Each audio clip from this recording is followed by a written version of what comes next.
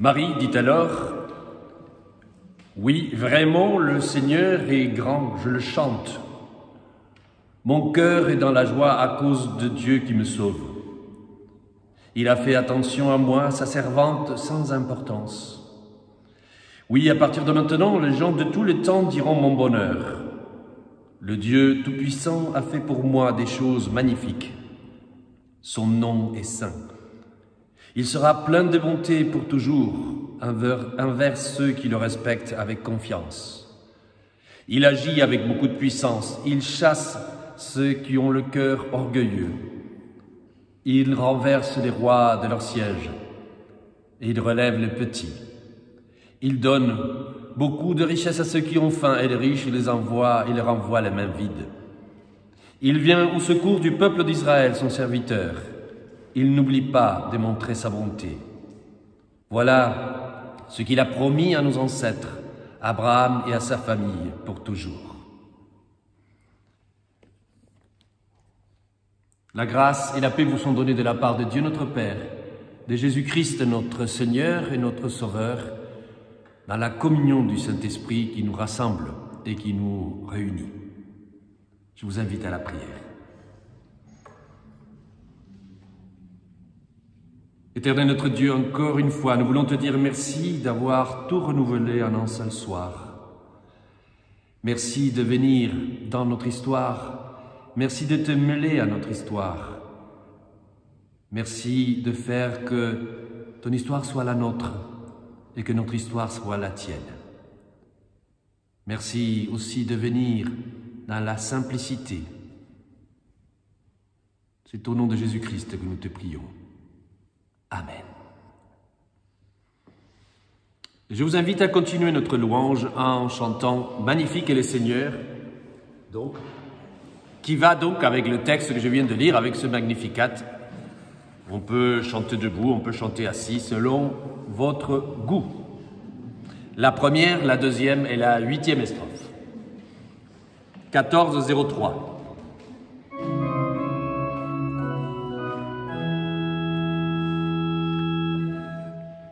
Magnifique est le Seigneur, tout mon cœur vous chante Dieu. Magnifique est le Seigneur, Alléluia, Alléluia. Le Seigneur m'a remarqué, voici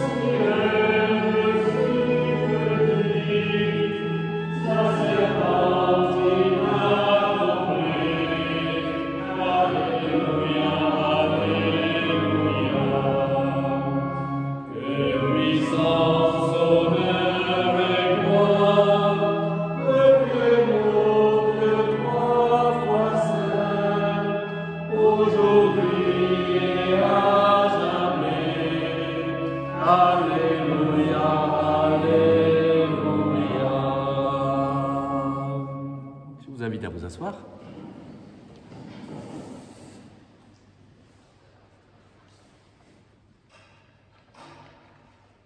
Dans la même région, dit Luc encore, il y a des bergers. Ils vivent dans les champs et pendant la nuit, ils gardent leurs troupeaux. Un ange du Seigneur se présente devant eux. La gloire du Seigneur les enveloppe de lumière. Alors, ils ont très peur. L'ange leur dit, « N'ayez pas peur.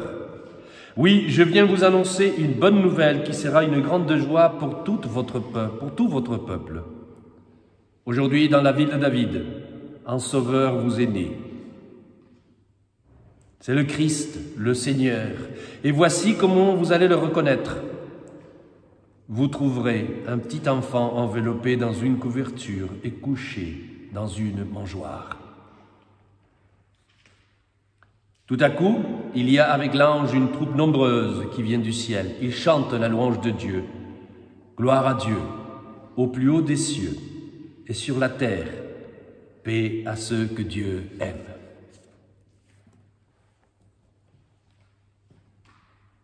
En ce temps de Noël particulier, nous écoutons ce récit qui nous raconte cette naissance. Et je vous invite, ou je nous invite, à nous concentrer dans la prière et à demander pardon à Dieu pour nos nombreux ratages des cibles, ce qu'on appelle le péché. Entre autres, quand vous entendez ce récit, vous vous dites dans quelle simplicité Dieu est venu. Et pourtant, nous le cherchons souvent dans des choses compliquées. Et nous perdons de vue le fait qu'il est là et qu'il se présente d'une manière simple. Nous prions.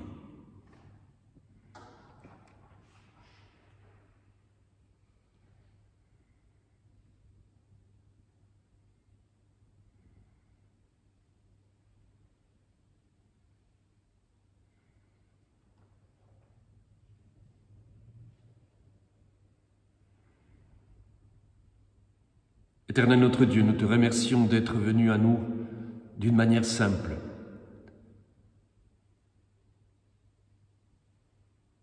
Nous voulons encore une fois accueillir ton pardon et te dire pourquoi. Entre autres choses, Seigneur, parce que nous te cherchons dans des manifestations compliquées, alors que tu te manifestes à nous toujours d'une manière simple. Et merci encore, Seigneur, de manifester et de rendre possible la paix, le pardon et la réconciliation pour chacun et chacune de tes enfants. Au nom de Jésus. Amen. Nous chantons au peuple fidèle 32, 22, première, deuxième et troisième strophe.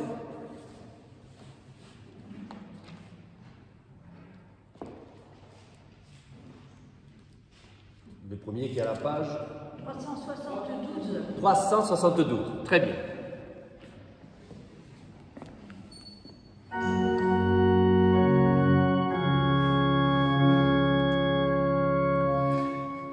Ô peuple fidèle, Jésus nous appelle, venez, triomphants, joyeux, venez en ce lieu. Ô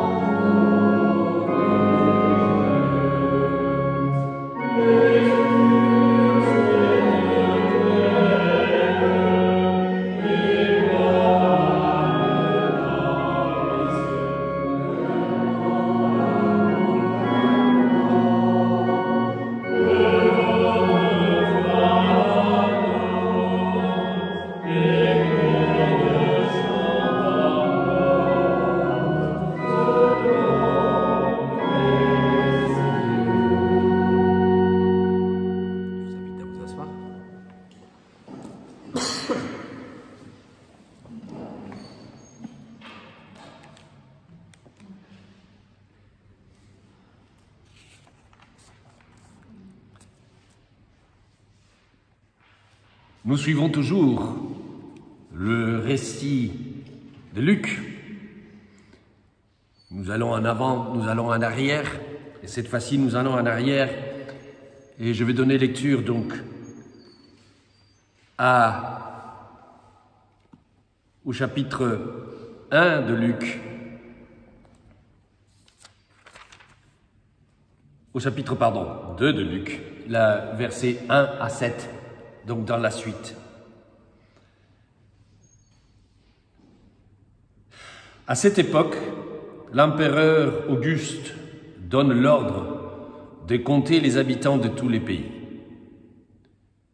C'est la première fois qu'on fait cela. À ce moment-là, Quirinius est gouverneur de Syrie. Tout le monde va se faire inscrire, chacun dans la ville de ses ancêtres. Joseph quitte donc la ville de Nazareth en Galilée pour aller en Judée, à Bethléem. C'est la ville du roi David. En effet, David est l'ancêtre de Joseph. Joseph va se faire inscrire avec Marie, sa femme, qui attend un enfant. Pendant qu'ils sont à Bethléem, le moment arrive où Marie doit accoucher. Elle met au monde un fils, son premier enfant. Elle l'enveloppe dans une couverture et elle le couche dans une mangeoire. En effet, il n'y a pas de place pour eux dans la salle où logent les gens de passage. Et que Dieu rajoute sa propre bénédiction à la lecture de son évangile. Je vous invite à chanter encore avant de méditer sur ce texte. Vous savez, il y a des chants qu'on ne chante qu'à Noël, ou presque, donc il faut en profiter parce que c'est aujourd'hui ou jamais. Donc le 32-16 d'un arbre séculaire, je vous invite à chanter les 3 strophes. Page 364.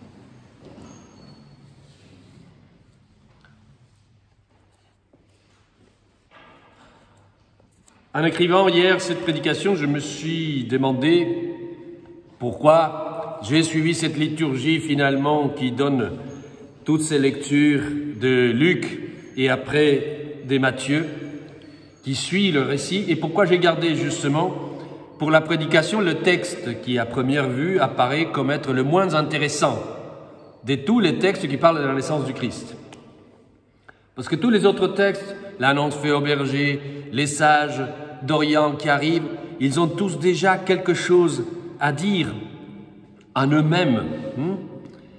C'est presque évident, au moins à la première lecture, qu'il y a déjà un message qui se dégage. Or, essayons de voir ce que Luc veut dire à travers ce texte chirurgical, un peu. Je profite qu'il y a des médecins dans la salle.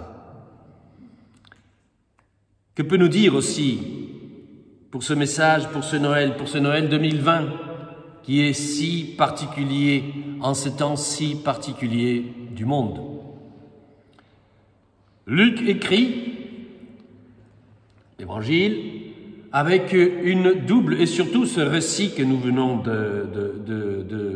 d'écouter, avec une double rigueur. La rigueur de l'historien qu'il a décidé lui-même de devenir, qui n'était pas.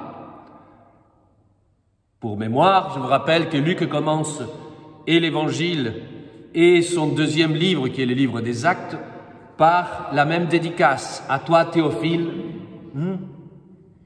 j'ai décidé, après que d'autres l'ont fait, j'ai décidé moi aussi de m'intéresser à la vie de ce Jésus-Christ et après à la vie des disciples et à la naissance de l'Église, et j'ai rassemblé toutes ces informations, je les ai mis par écrit. Donc, Luc écrit avec une double rigueur, la première, celle de l'historien qu'il a décidé donc de devenir, et la deuxième, la rigueur du médecin, parce que Luc était médecin. Et donc j'ai envie de dire, comme j'ai dit tout à l'heure, que Luc écrit avec une précision chirurgicale, quoique, bon, parfois il y a des chirurgies qui ratent aussi, La précision chirurgicale avec les données qu'il nous donne sur le fait que Quirinius était gouverneur, etc., c'est pas toujours vrai au niveau historique. Il essaie parfois mélanger un tout petit peu les pinceaux. Mais il nous raconte cette naissance de Jésus avec une rigueur, on dirait presque un protestant. Tout ce qui est superflu, on le dégage. Voilà. Il y a eu un recensement décrété par l'empereur. Joseph va avec Marie et il se trouve qu'elle était enceinte. Il se trouve qu'elle devait accoucher. Elle accouche, point à la ligne, ça va. Pour annoncer un événement qui change le visage du monde et l'histoire du monde, on aurait pu prétendre à quelque chose d'un peu plus spectaculaire. Vous imaginez, dans un JT d'aujourd'hui, ça n'aurait pas pris plus de 10 secondes. Voilà, un enfant est né. Scène suivante. Une naissance qui arrive comme ça, comme si de rien n'était, dans une situation particulière due à un afflux massif de population dû à ce recensement qui fait qu'il ne trouve plus de place dans l'hôtel. Apparemment, rien d'extraordinaire. Une histoire qui pourrait être transposée, je me disais aujourd'hui, peut-être avec une femme de camionneur, français ou britannique, voyageant avec sa femme enceinte et qui raconterait comment et pourquoi son enfant est né à Calais ou à Dover, parce qu'on était dans une problématique avec les Anglais en train de négocier et on avait arrêté les camions. C'est justement cela que le texte de Luc nous livre, une première contribution pour notre message de ce matin et dans ce Noël si particulier. C'est que Dieu décide de faire avec les temps des humains. Dieu parfois intervient d'une manière spectaculaire, mais pas tout le temps. Et il faut justement aller regarder dans la Bible quand et pourquoi Dieu intervient d'une manière spectaculaire comme lors de matin de Pâques, par exemple. Mais en général, Dieu intervient dans les temps des humains d'une manière douce. Dieu même profite du temps des humains. Comme ici, par exemple, il profite de ce recensement, il profite de ce mouvement où Joseph et Marie vont bouger pour accomplir la prophétie et faire naître le Messie là où il devait être. Où il devait naître, pardon. Dieu se sert du temps construit par les humains pour manifester le sien. Et il s'insère doucement, avec délicatesse, pour commencer à modifier le temps des humains. Pourquoi agit-il ainsi? Pourquoi ne pas faire étalage, comme je vous disais tout à l'heure? Pourquoi ne pas faire dans le texte de Luc un truc spectaculaire, un truc qui est de la gueule, quoi, qui se montre? Pourquoi ne pas faire étalage de son pouvoir et réaliser un acte mémorable aux yeux de tous? Pourquoi ne pas faire naître cet enfant au milieu du temple de Jérusalem?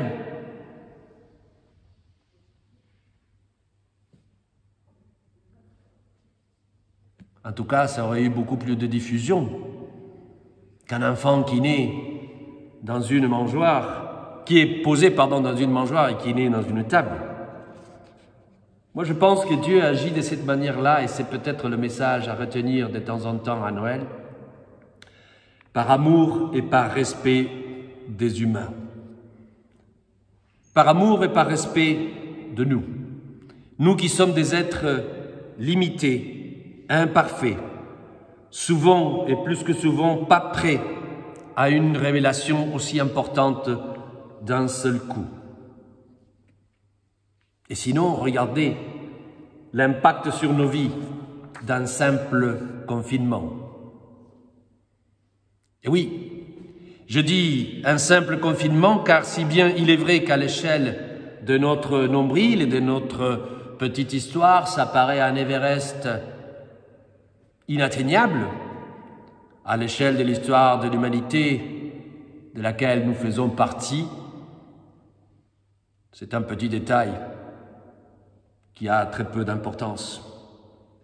Et je pense que Dieu agit ainsi pour la naissance du Christ, probablement aussi pour amoindrir l'impact d'une telle révélation sur son peuple et sur l'humanité. Et de même que ce que nous vivons peut générer l'impact contraire à ce que nous aurions pu souhaiter, je veux dire par là, de même que nous aurions voulu que ce confinement fasse produire chez les uns et chez les autres un changement radical,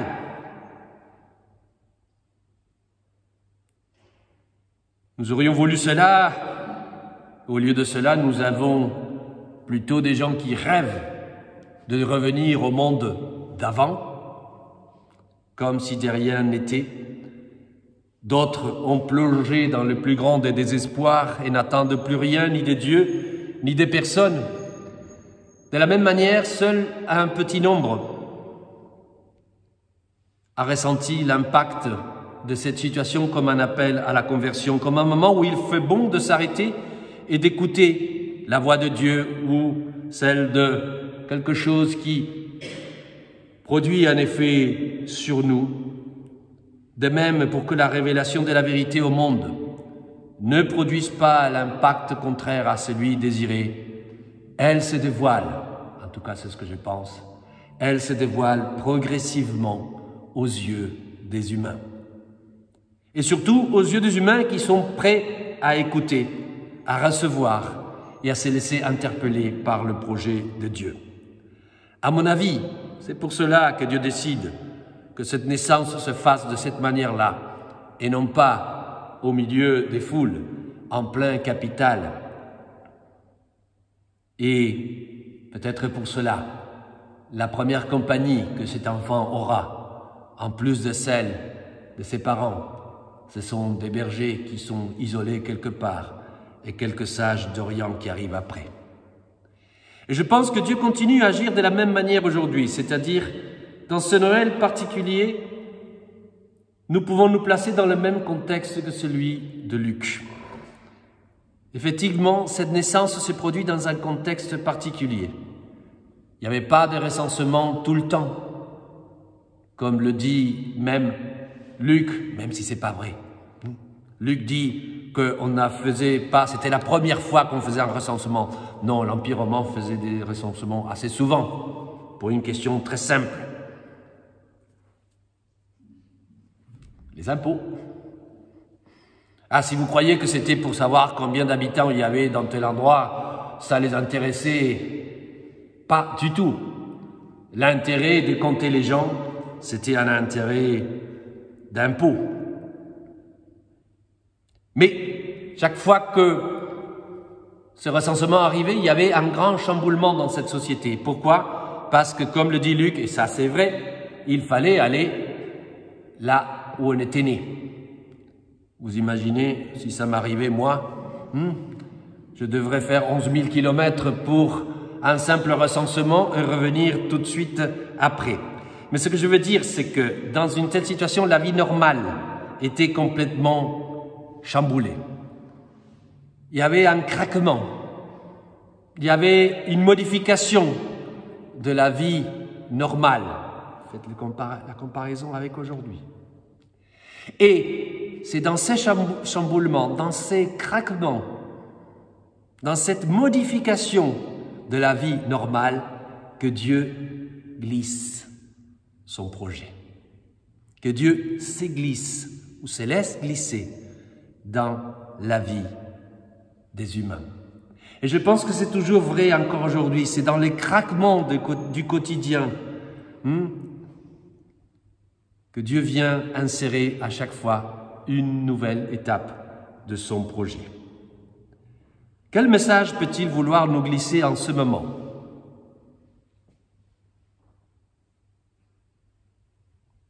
J'attends la réponse. Bon, à chaque fois j'attends la réponse et je ne l'ai pas. Et vous attendez la mienne? Non, réfléchissons.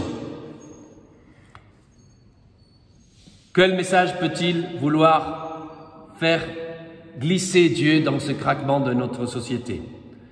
Pour ceux qui me connaissent et qui entendront la suite diront « Ouf, il arrose un terrain qui est déjà mouillé par la pluie. » Mais je vais y aller quand même. Il me semble que le chamboulement que l'humanité reçoit est salutaire. Salutaire même dans les aspects les plus négatifs qu'elle révèle. En premier lieu, l'orgueil et la toute-puissance arrogante de l'humanité en tant que telle a reçu une baffe souveraine. On se croyait immortel. En tout cas, on vivait et on menait une vie comme si on l'était.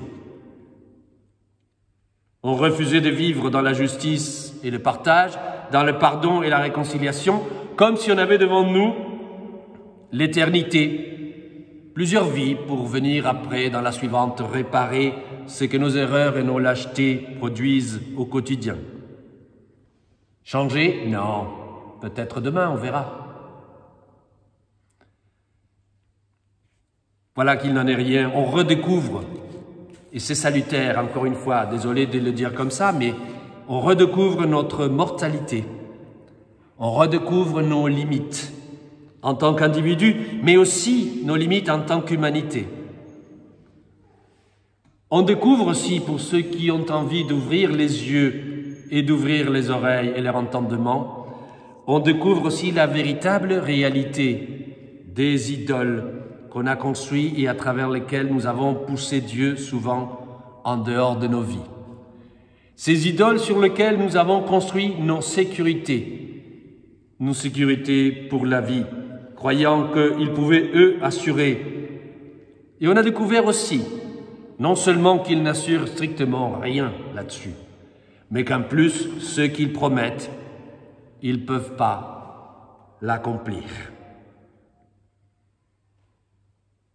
On les a mis peut-être à leur juste place d'outils qu'on peut ou pas utiliser, mais on les a probablement sortis de la place d'idole qu'une humanité arrogante leur avait octroyée. Dieu vient s'églisser dans l'humilité d'une naissance aussi humaine que la nôtre, dans un contexte probablement plus humble que le lieu de notre propre naissance.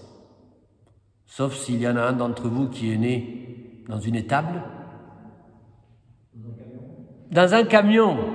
Bravo, il y a quelqu'un qui est né dans un camion. J'espère pas en mouvement. Mais Dieu a décidé aussi donc, pour donner une dimension universelle à son projet, de se glisser dans notre vie. Ce monde craque, et nous qui ne vivons pas dans une bulle aussi. Et que ces craquements donc puissent permettre que la volonté d'amour de Dieu se glisse aussi dans ces craquements. Un double mouvement, car en même temps que Dieu se glisse dans nos vies une nouvelle fois, il veut nous utiliser, nous, comme instruments pour que l'Évangile puisse aussi être glissé dans les craquements de notre société.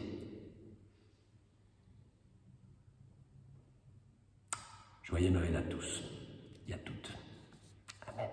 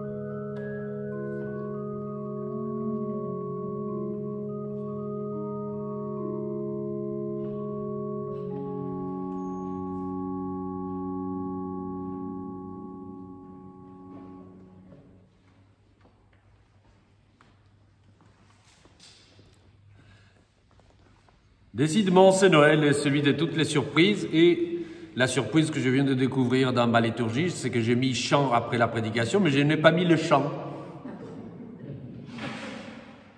Donc, faisons quelque chose de démocratique. Le premier qui nous désigne un chant a gagné et nous le chanterons.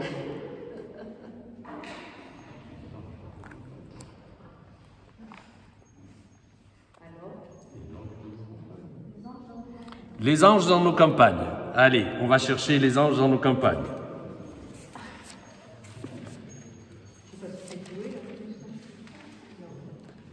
32, 27.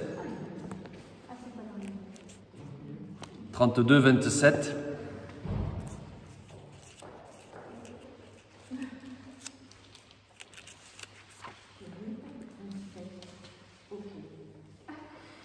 Je vous invite à chanter la première et la quatrième strophe. Merci Pierre.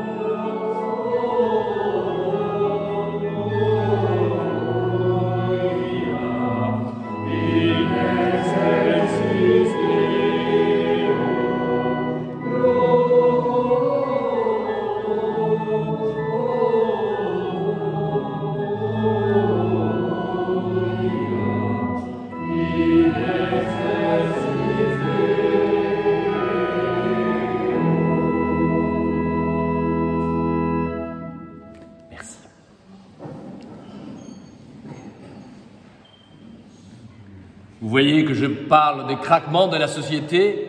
Il n'y a pas que la société qui craque. Il y a aussi ma tête dans cette préparation et mon esprit dans cette préparation de ce Noël tellement particulier. Une chose qui ne change pas, c'est toujours le don de Dieu pour nous. Et nous répondons au don de Dieu par le nôtre à travers l'offrande.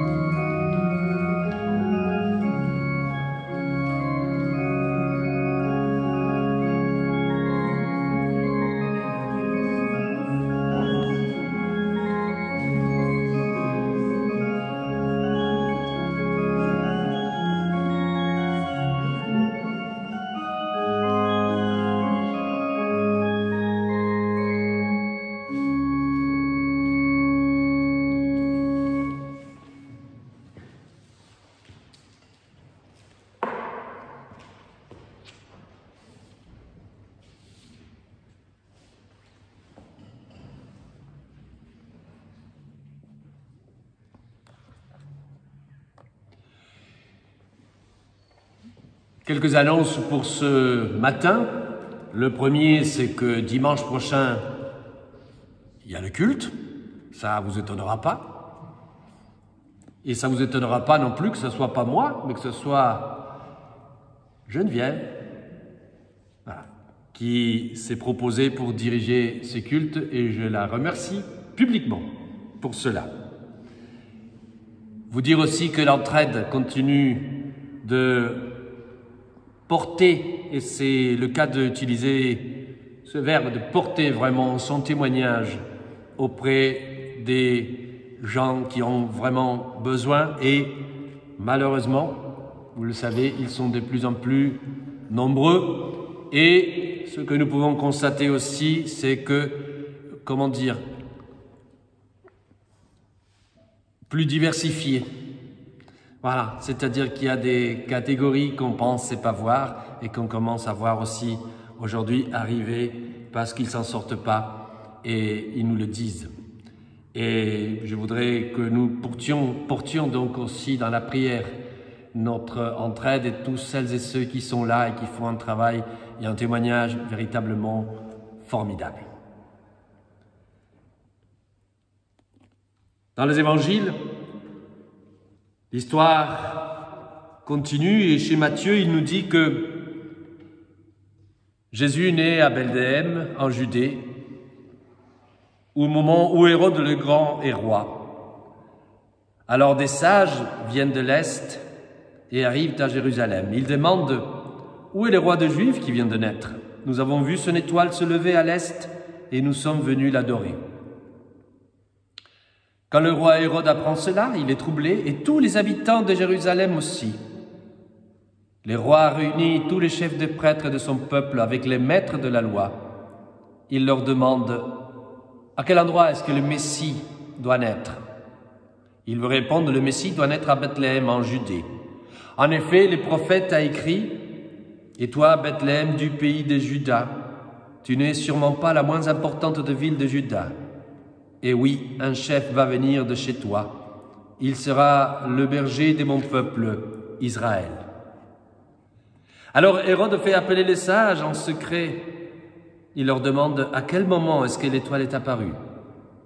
Ensuite, il les envoie à Bethléem en disant « Allez vous renseigner exactement sur l'enfant. Quand vous l'aurez trouvé, venez me prévenir et moi aussi, j'irai l'adorer. » Après ces paroles du roi, les sages se mettent en route. Ils aperçoivent l'étoile qu'ils ont vue à l'est. Ils sont remplis d'une très grande joie en la voyant.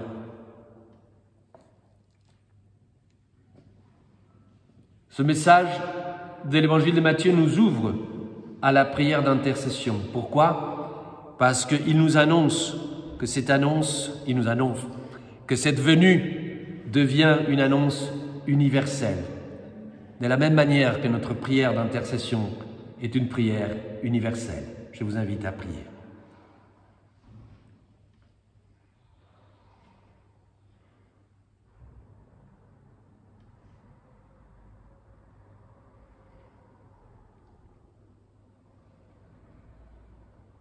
Éternel notre Dieu, nous ne voulons pas ce matin faire de notre prière d'intercession une espèce de liste de supermarché. Nous ne voulons pas nous placer devant toi pour te dire tout ce que nous voudrions faire, toutes les actions que nous voulons mener, tous les témoignages que nous voulons porter et pour lesquels nous demandons ta grâce, ta compagnie et ta bénédiction. Nous connaissons nos limites. Nous connaissons aussi nos élans qui peuvent s'arrêter très vite. Mais nous avons confiance en ton amour et en ta grâce et nous avons surtout l'assurance qui nous donne dans la foi, le fait de savoir que tu es toujours à l'œuvre dans notre temps. Et Seigneur, même si nous croyons souvent avoir les forces pour tout porter, eh bien, humblement devant toi aujourd'hui, nous te disons ce que tu sais, ce que nous n'arrivons pas. Et c'est pour cela que nous voulons placer devant toi les situations et les personnes qui nous occupent, qui nous préoccupent. Nous te le disons dans le secret de notre prière et dans le secret de nos cœurs.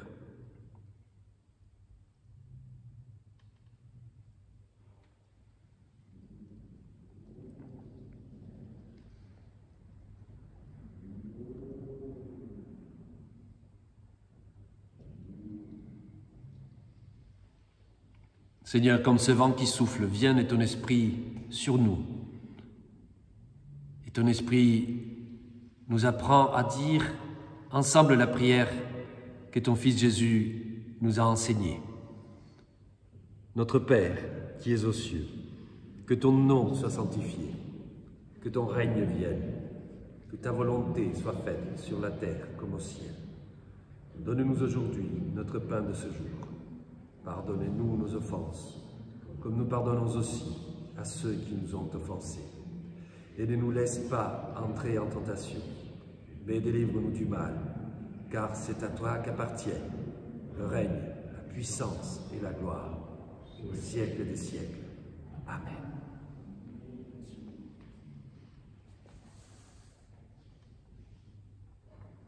Siméon voit l'enfant arrivé au temple. Il a attendu toute sa vie pour ce court instant où il voit Jésus arriver au temple. Et il chante sa joie. Et il dit, selon notre version maintenant de ce cantique dans le Nouveau, il dit « Permets-moi, Seigneur ». Vous vous souvenez, dans la version de l'arc-en-ciel, c'était « Laisse-moi désormais, Seigneur ». Attention, hein, parce que je dis, il ne faut pas faire la liaison. « Seigneur, allez en paix » et non pas « Seigneur, râlez en paix ». Je vous invite à chanter le dernier cantique, qui est le cantique donc de Siméon au 14, 05. Il est vrai aussi que le Seigneur nous laisse râler en paix.